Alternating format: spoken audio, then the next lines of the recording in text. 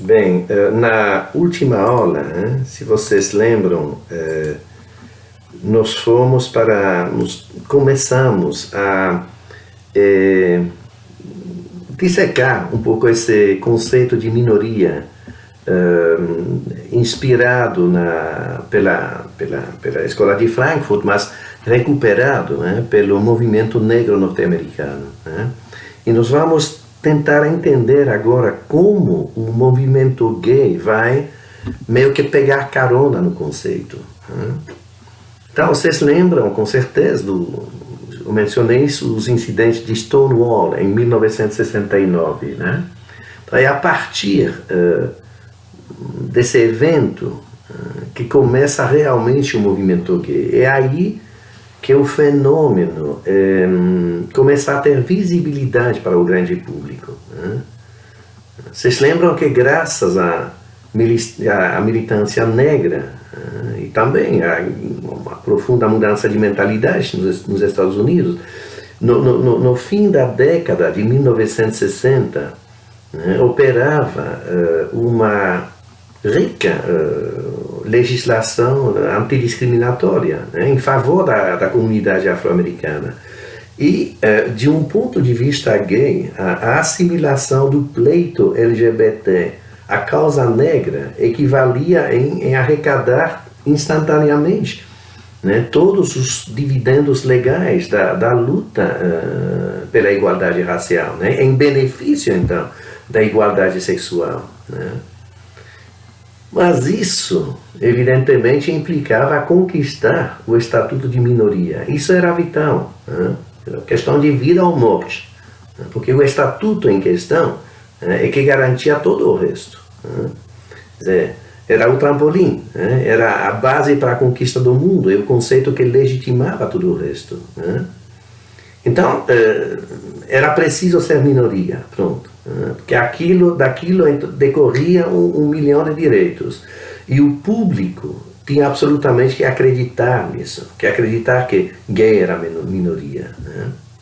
Agora, evidentemente, o plano não era simples, não era de fácil execução, porque implicava convencer o público que os adeptos de certas práticas sexuais então, formavam uma comunidade de características próximas à recém-construída noção de minoria, que equivalia a provar o que não era. Mas, para tanto, o movimento gay contava com o aporte estatístico dos famosos relatórios Kinsey. E esses relatórios eles sugeriam uma massa gay equivalente a 10% da população total. E daí que vem os 10% em questão. Então, e a investigação à base desses relatórios, ela foi conduzida entre 1947 e 1953 por um entomologista de nome Alfred Kinsey, que com o financiamento da Fundação Rockefeller na Universidade de Indiana. Então, essas fundações, não é apenas a Fundação Rockefeller, mas a Fundação Ford, Fundação MacArthur, hoje em dia a Fundação Bill e Melinda Gates, Então, todas as chamadas fundações antropológicas, elas tiveram um papel fundamental na promoção da ideologia de gênero. Mas nós vamos voltar para isso mais tarde. Vamos tentar entender por quê eles, afinal, têm interesse em investir nisso. Bom, o relatório Kinsey se desdobra em dois livros, quer dizer, respectivamente intitulados Comportamento Sexual do Homem e Comportamento Sexual da Mulher. E esses livros realmente eles tinham cara de ciência, quer dizer, estava cheio de equações, tabelas gráficas, curvas, então tem um semblante científico. No entanto, o método subjacente que era falho, inclusive ele foi subsequentemente desacreditado pela Associação Americana de Estatística. Na realidade, Alfred Kinsey era um homossexual pedófilo, que tinha interesse pessoal, então, em inchar os números, para legitimar, né, o próprio vício, né, imagino. Né? Então, como era complicado achar gente disposta a escancarar a vida, a sua vida sexual, a sua vida íntima, né? Ele recorreu não somente a uma atípica amostragem de prostitutos, mas também à população carcerária local, a qual, evidentemente, privada de contraparte feminina, tendia a buscar outras formas de consolo. Portanto, o universo em análise não era representativo do americano médio, mas não satisfeito com essa distorção, o Kinsey, ele manipulou e forçou os dados de vários modos assim para chegar à conclusão que ele tanto queria. Quem quiser mais detalhes sobre isso, pode achar no livro Por Falar em Preconceito e Gênero, de Justino Vero. O vídeo não é um meio assim, de comunicação que se presta à citação de fontes e coisas desse tipo. Mas podem achar todo esse embasamento no livro. Então, os resultados dessa pesquisa, esses 10% em questão, nunca foram replicados. E embora anteriormente desmentidos por estudos mais rigorosos, que indicavam porcentagem de 1 até 2%, apesar disso, os míticos 10% passaram intactos para a posteridade, por mera conveniência política da classe. E a cifra, 10%, essa cifra era cômoda, porque ela correspondia exatamente, ou não, quase, à fração demográfica afro-americana que acabara justamente de alçar-se à condição almejada, que acabara de conquistar o estatuto de minoria. Né? Logo, a associação de ideia, ela ia por si, era fácil. E era também um cômputo à altura da noção de comunidade ou de minoria, que pela importância numérica, descartava a ideia de patologia, a qual era incompatível com o conceito de minoria, não é mesmo? Então, a estratégia, ela acabou vencendo, digamos, o teste matemático, meio que por embromação, mas passou. Só que restava a mais complicada prova física.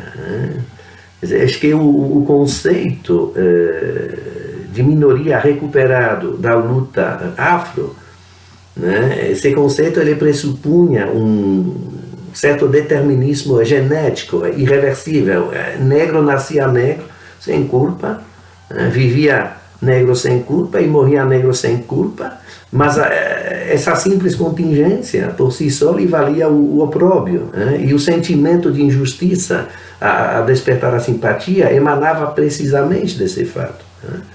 Então eu tinha que era preciso construir uma espécie de analogia, quer dizer, gay nasce gay, vive gay, morre gay, sem culpa, não é mesmo? E isso lhe vale a reprovação, e isso é injusto. Quer dizer, nós temos que fazer esse tipo de paralelo entre a questão negra e a questão gay. Só que uma transferência do entendimento para a questão gay ocasionava um problema de coerência, porque a legitimação do homossexualismo ele encontrava precisamente fundamentação no construtivismo cultural herdado do feminismo radical. Então, o feminismo radical vem com essa ideia, não é? Mulher não nasce mulher, quer dizer, pelo contrário, ela se torna mulher por condicionamento cultural. O masculino e o feminino são construtos culturais impregnados de historicidade e de subjetividade, não é mesmo? Então, essa negação de qualquer determinismo biológico, não é mesmo? A negação de qualquer qualidade inata, quer dizer, a noção que a mulher internaliza comportamentos femininos por condicionamento, por educação, né? Que o masculino ou o feminino são produtos sociais, são produtos humanos, né? Então fabricados por certos homens e, portanto, suscetíveis de transformação por outros homens, né? Por opção racional, né? Desatrelada de qualquer limite natural, né? Então toda essa teoria, ela caía como uma luva para o gayismo, né? Porque a contestação de qualquer razão biológica para a camisa de força binária do masculino e feminino é que dava sustentação justamente às propostas de revisão do modelo heteronormativo, né? E a inserção de identidade intermediária, né? Ora, o encaixe agora no conceito de minoria exigia de repente a negação desse credo em cuja base o movimento LGBT prosperara, né? E implicava um retorno simultâneo à compreensão essencialista que combatera, né? A tese essencialista, por oposição à tese culturalista, né? É isso, quer dizer, o essencialismo ele diz que se nasce com uma essência gay, é isso, né? O culturalismo diz que tudo é questão de educação, então de convenção, então se for questão de convenção, então se pode convencionar de outra forma, não é mesmo? Né? Mas inicialmente é isso que convinha à tese gay, né? Quer dizer, não, mas tudo é relativo, tudo é convencionado, então pronto, deixa eu ser o que eu quero ser, né? Porque, só que agora, para encaixar naquele conceito de minoria, gay tinha que argumentar que nasceu gay, né?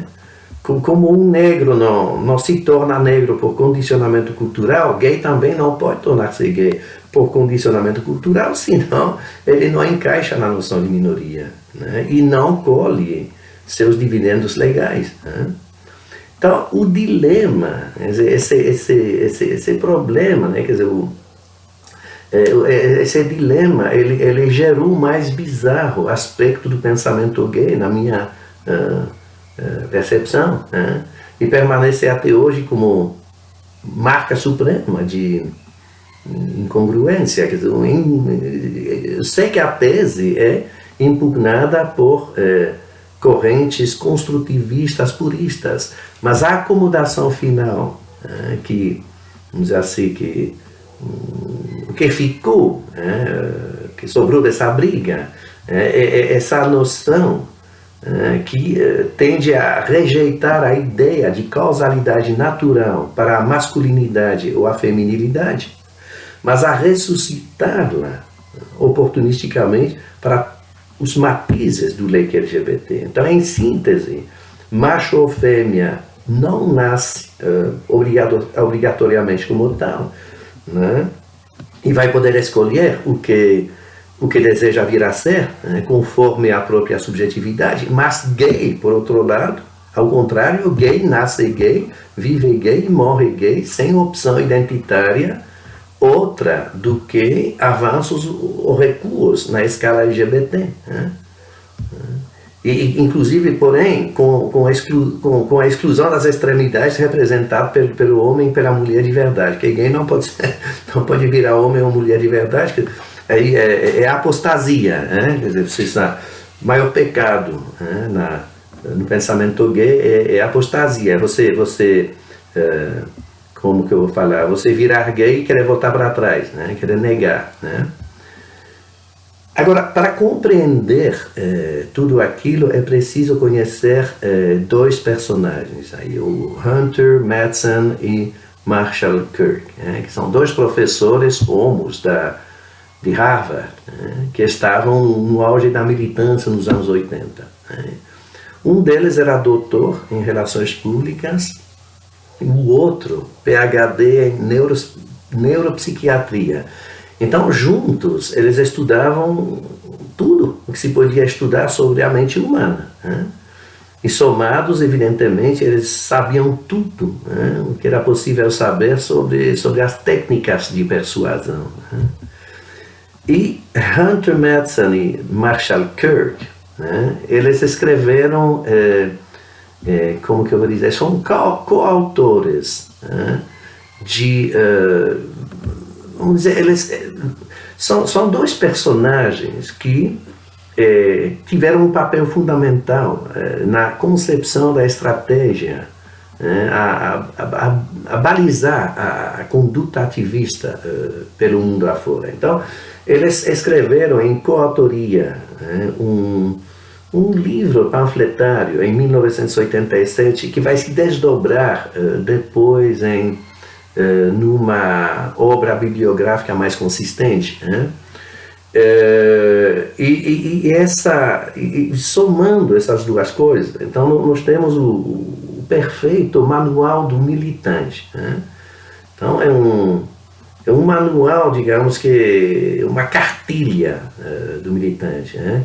Que diz exatamente o que falar e o não fazer para tirar nota 10 no subconsciente coletivo, para conquistar a opinião pública, é isso, né? Então, é bom ler esse livro, né? Porque é quando a gente lê uma coisa desse tipo que a gente começa a entender toda essa coreografia gay, não é? Toda essa gesticulação política, não é mesmo?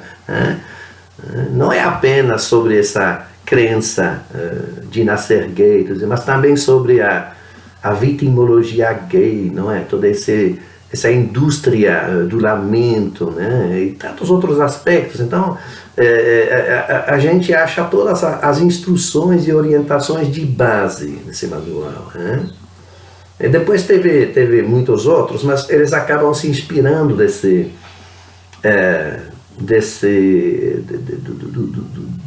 pioneiros, desses gurus pioneiros, não é mesmo? Então, eu imagino que até a militância brasileira nem conhece essa obra, né? E eles se orientam por outros livros, não é?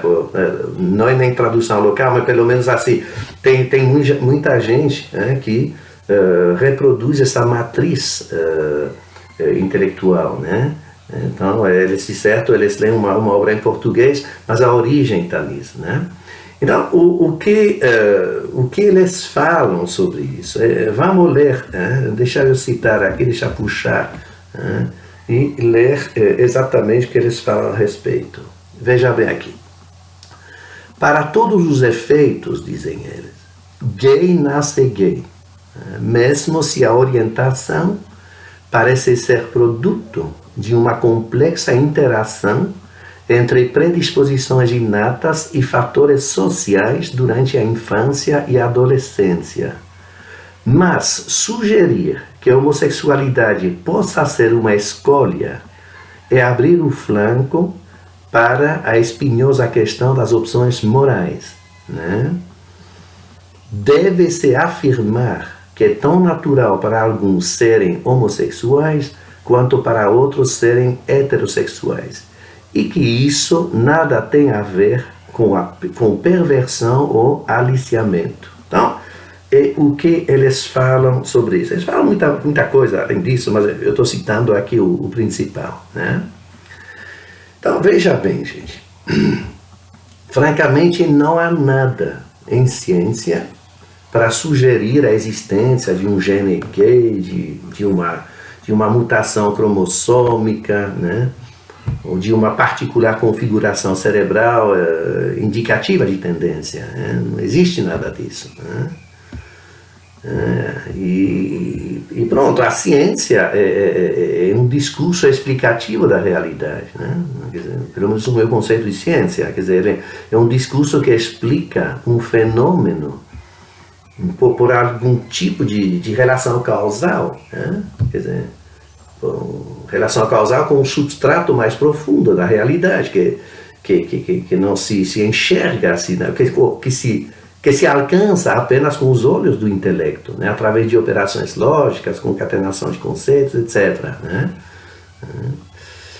Então, é isso. Imaginemos um professor de geografia, por exemplo. Né?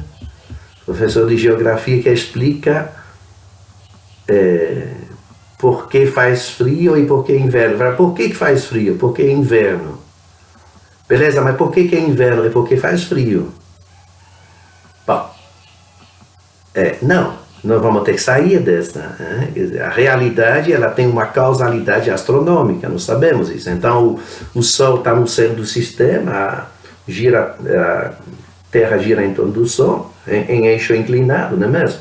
Então em determinada época do ano ela apresenta a face sul, os raios solares, aí então o verão, e a face norte é o inverno, aí ela continua com a circunvolução dela e na outra parte do ano ela inverte, ela apresenta a face norte e esconde a face sul, então o calor de um lado, o frio do outro e a coisa se reverte noutra época do ano. Então por isso que nós temos inverno de um lado, verão do outro e a coisa vai se revertendo. Então a ciência, isso é ciência, quer dizer, eu vou explicar um fenômeno diretamente visível, por referência a uma causa não diretamente visível.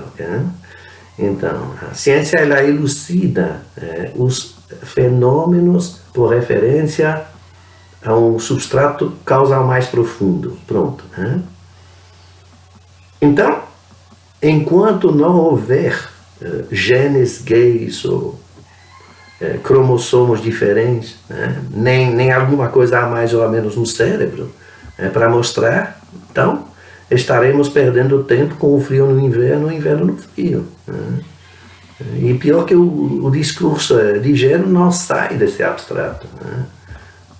Faz frio porque faz frio, e minoria tem direito à proteção especial porque minoria é minoria, e homofobia é crime porque homofobia é intolerância, e gera discriminação, e preconceito é preconceito, orientação é como identidade, identidade é como orientação, e direito humano é tudo aquilo. Pronto.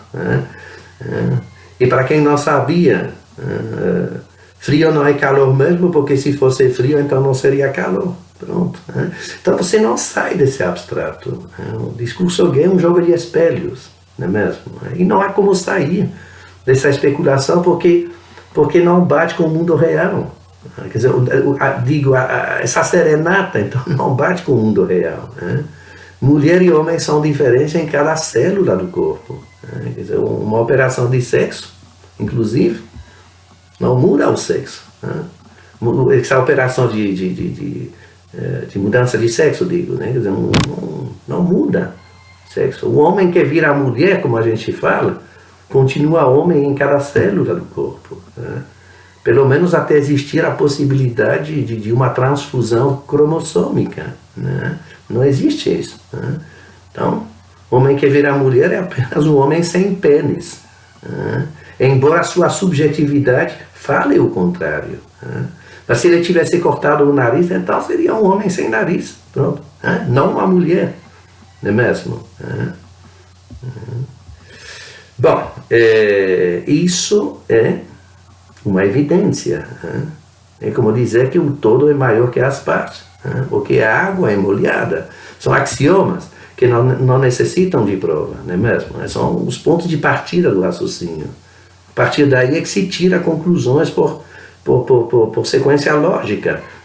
E aí nós podemos ainda errar no caminho e chegar errado, tudo bem, mas a evidência de partida em si é a forma mais segura de conhecimento. Então quem quiser dizer o contrário é que fica com o ônus da prova. O problema é que nunca trazem um elemento material, nunca trazem uma molécula, um neurônio, um átomo, um campo de força, um vácuo sequer para sustentar essa divagação.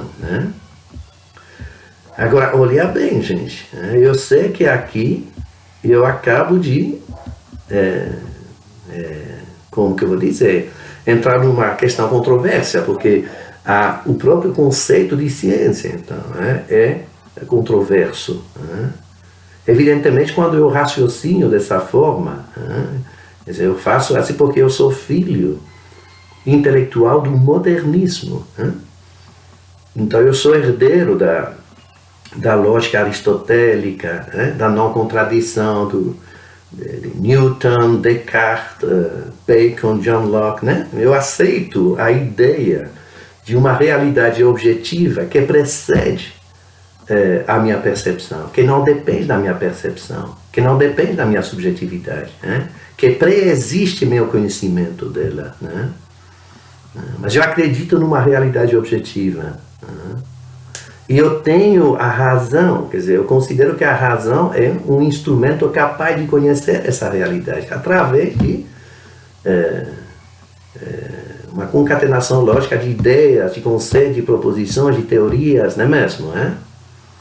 Então, agora, o pós-modernismo subjacente à ideologia de gênero nega precisamente a razão, para prestigiar a emoção, a intuição, o afeto. É um pensamento herdeiro da linha kantiana, que proclama a incompetência da razão para a apreensão da realidade profunda. Kant tinha essa, na realidade o Kant ele queria salvar a religião, ele queria salvar Deus, ele reagia contra a confiança absoluta depositada na razão pelo iluminismo.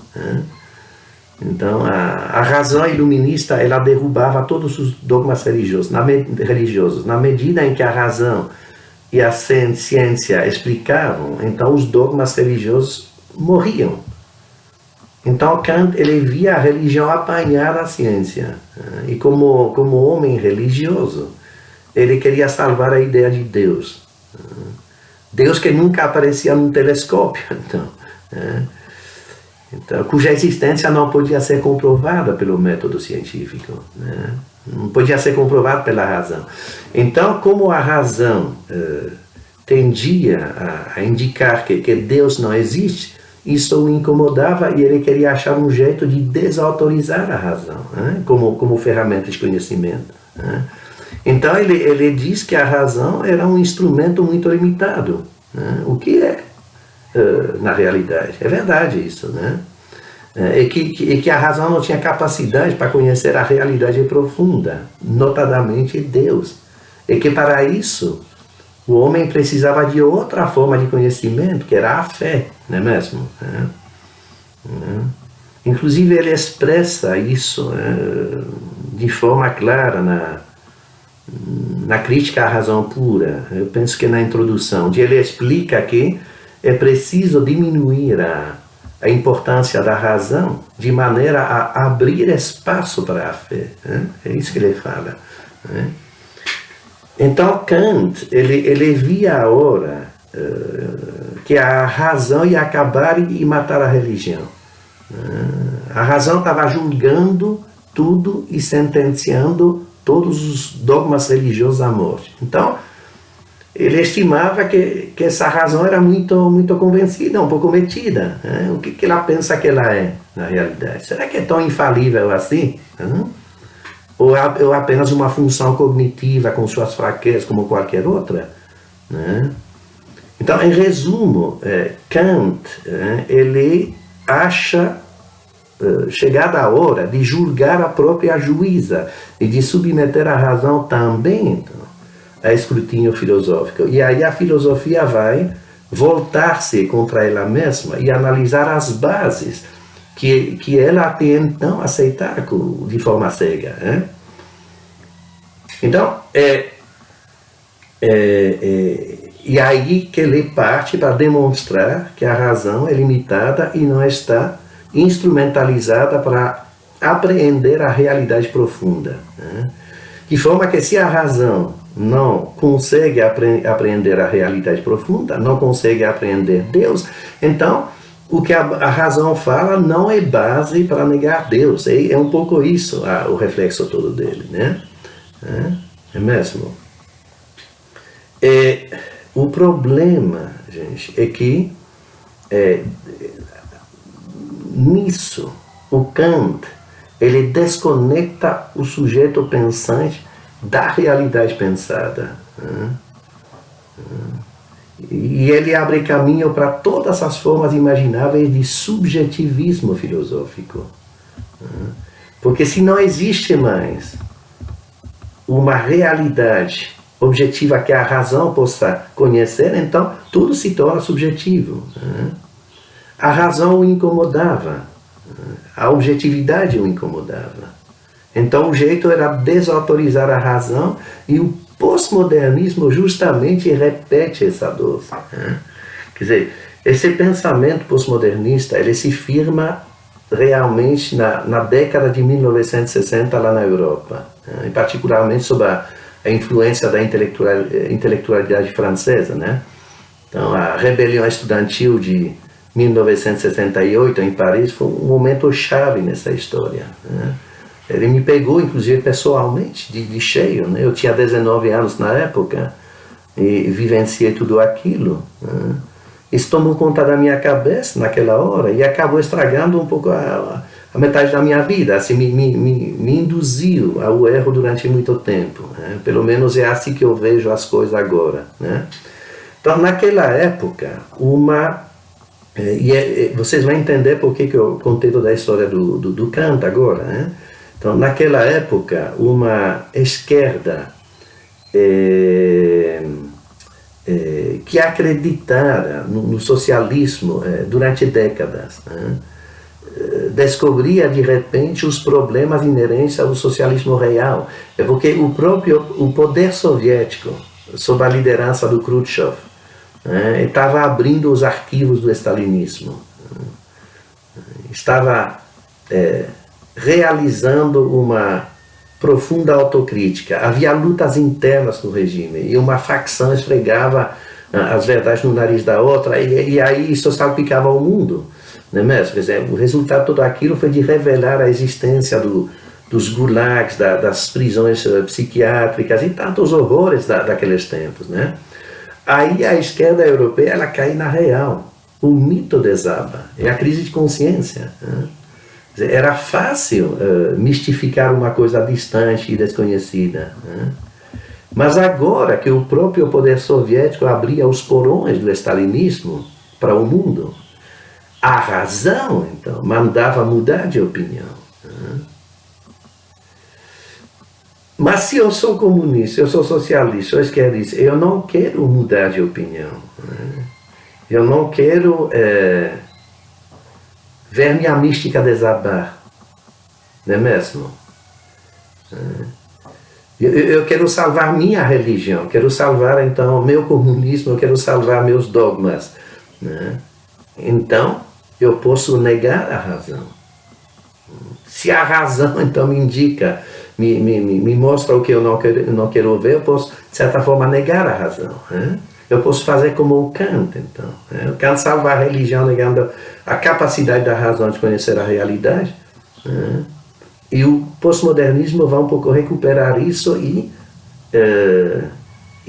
negar a razão na hora de constatar o fracasso do socialismo. Tá? Então, o que o pós-modernismo vai fazer naquela hora é diminuir a importância da razão como instrumento de conhecimento para dar mais importância aos sentimentos e às emoções, né? Eles vão diminuir a importância do intelecto no plano epistemológico para afirmar a primazia do instinto, do afeto, não é mesmo? Né? Porque precisamente o pensamento pós-modernista é isso, ele me oferece essa possibilidade, né? E por isso a esquerda vai abraçar essa cosmovisão, né? E o pensamento de gênero, ele encaixa perfeitamente nisso, porque a razão que reconhece leis naturais e objetivas, não é mesmo? Milita em favor da normatividade e não da homossexualidade. Mas, por outro lado, se eu for gay, ok, meus sentimentos subjetivos, meu foro íntimo, minha subjetividade puxa para a homossexualidade, puxa para o outro lado. É o contrário do que indica a razão. Ou seja, a razão está me crucificando. A razão está me negando o que eu quero. E a partir daí, o jeito é negar a razão. É assim que eu vou parar de sofrer.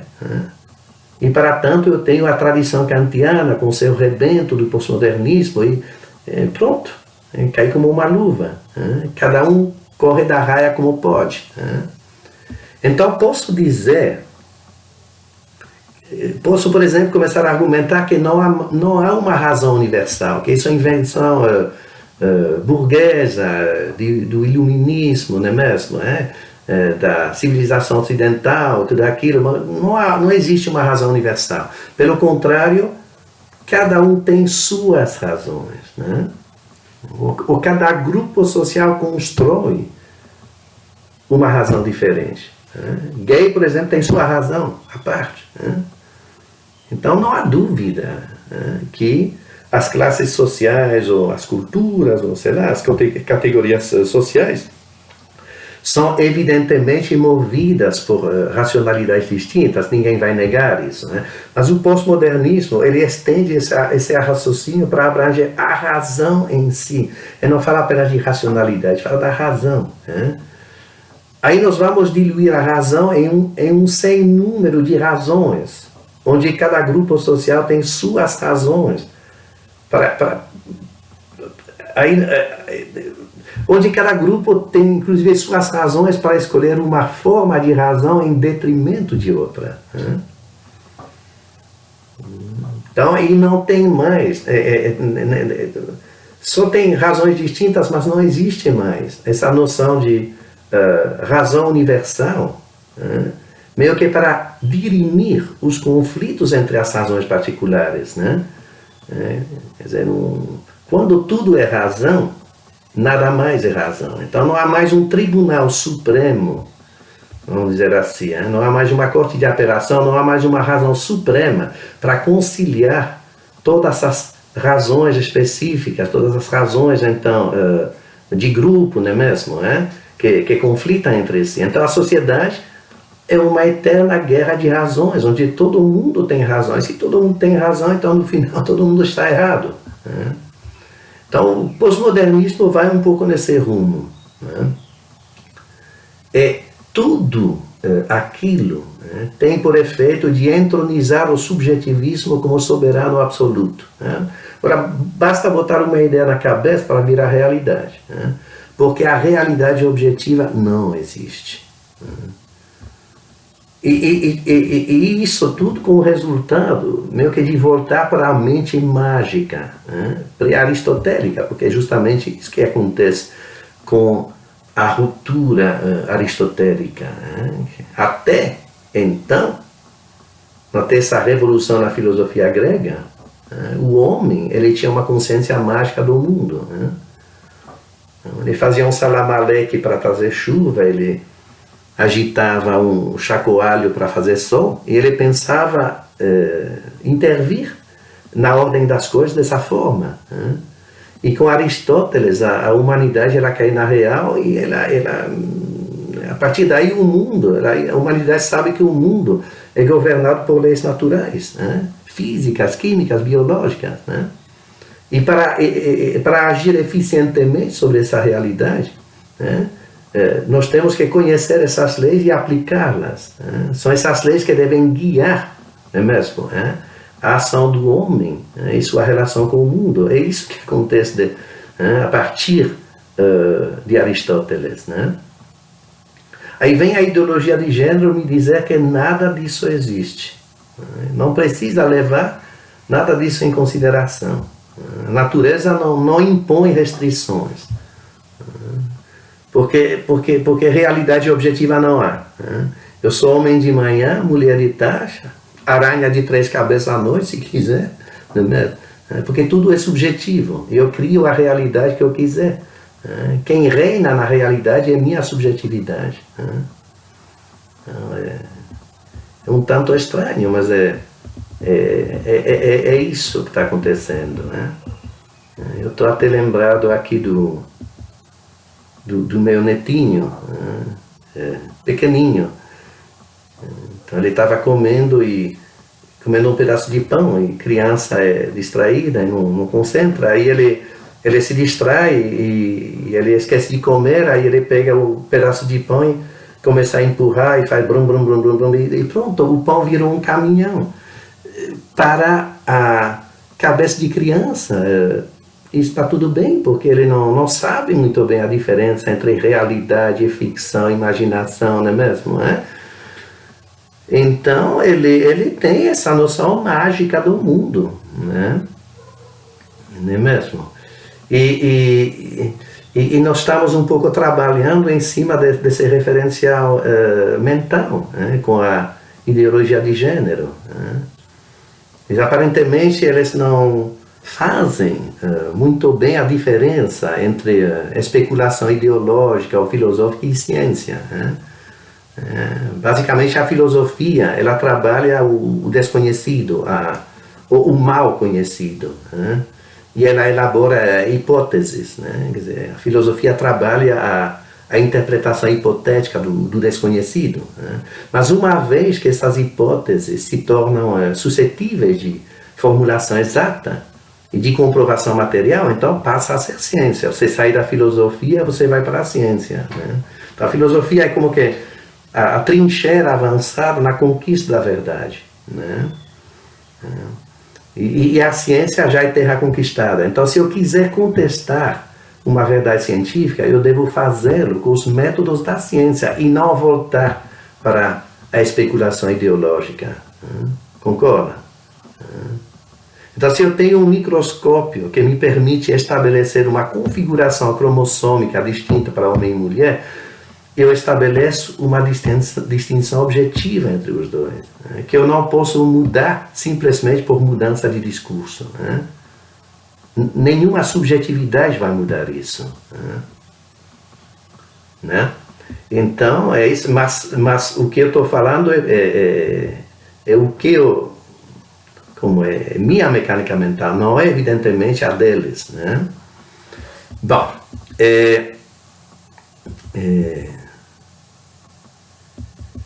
como que eu vou falar agora?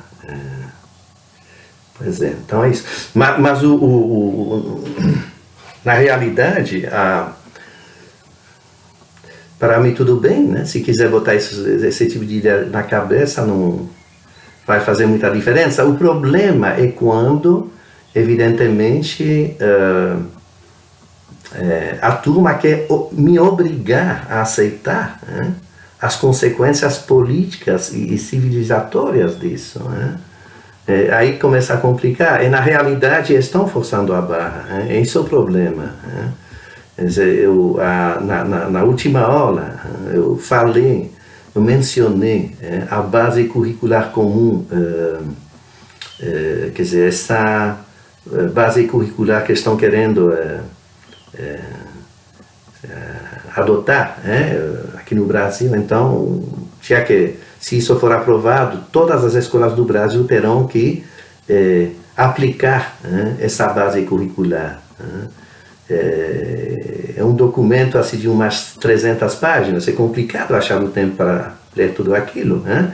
Quer dizer, só alguém como eu, que sou professor, sou pago para fazer isso, então eu fiz essa leitura, né? Mas naturalmente, se todo mundo fizesse o que eu faço na vida, nós íamos morrer de fome, porque ninguém plantaria arroz ou feijão, né? Então, mas eu pelo menos eu me dei ao trabalho de ler esse documento, né? É um verdadeiro catequismo pós-modernista, do início até o fim. Sem chance de uma criança descobrir outras maneiras de pensar, né? Então, como já mencionei na aula anterior, nós vamos transformar a escola em fábrica de mentalidades pós-modernistas, né? E com certeza nós vamos formar um cidadão intelectualmente disfuncional, né? Então eu não criei meus filhos assim, não quero isso para os netos não, né? Agora, voltando para a questão da usurpação do conceito de minoria pelo homossexualismo político, né? Eu estava explicando, antes dessa digressão toda para o campo filosófico, então eu estava explicando que na crença porque realmente se trata de um sistema de crenças e não de um conhecimento propriamente dito. Então, na crença que prevaleceu, homem ou mulher não nascem necessariamente como homem ou mulher, e poderão então escolher, segundo seus sentimentos íntimos mais tarde na vida. Mas gay, ele sim nasce gay sem qualquer direito à escolha. E essa tese, embora costurada com fio grosso, ela se instalou por assídua repetição. E o que era mito já não é. Quer dizer, vamos colocar assim, o que era natural já não é mais natural. E o que não era natural já é natural. Então é uma total inversão de conceitos. E também uma facada na ortodoxia primeira, porque lembrem que eu expliquei que o movimento gay, ele prospera primeiro em cima da tese culturalista, sim, construtivistas, e não essencialista. Agora nós estamos voltando para essa tese essencialista. Mas, naturalmente, é um passo rumo ao estatuto cobiçado de minoria. Quer dizer, afinal, o objetivo é justificar os meios. Então, na próxima aula, nós vamos tentar entender a gênese do conceito de identidade. Já que isso também faz parte dos requisitos para encaixe na noção de minoria. É mais um achado terminológico para esse fim.